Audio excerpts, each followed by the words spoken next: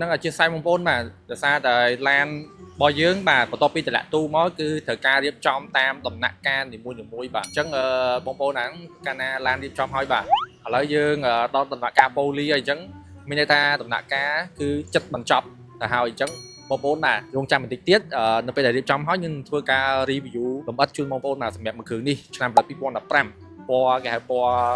ណ៌ក្រហមចាស់ឬក៏ក្រហមកម្មៃក៏បានដែរជាមួយនឹង option J Villa នេះគ្រាន់តែការរៀបចំគឺយើងមានពាក់ជាមួយនឹងគុជហើយមានពិលកាងគុជ UV ខាងក្នុងគឺយើងសម្អាតបន្តទៀតអញ្ចឹងអាចថាប្រហែលជា2ថ្ងៃទៀតអាចទូទាត់ 100% អញ្ចឹងយើងធ្វើការវីដេអូ review ជូនបងប្អូនម្ដងទៀតបាទឬក៏បងប្អូនចាប់អារម្មណ៍មែនទែនបងប្អូនអាចអញ្ជើញមកមើលឡានផែនឡានអញ្ចឹងក៏បានដែរបាទយើងមើលស្អាតទាំងអស់គ្នានិយាយទៅមានសុទ្ធមិនខ្លាចភ្លើងបាទបងប្អូនដែលមានអារម្មណ៍អាចតាក់ទងមកឡើយនេះបានណាយើងធ្វើការបាទមកណាត់គ្នាមកមើលឡាននឹងផ្ទាល់ក៏បានដែរបាទអញ្ចឹងបងប្អូនត្រូវការអីអាចតាក់ទងមក page យើងបានបាទសូមអរគុណ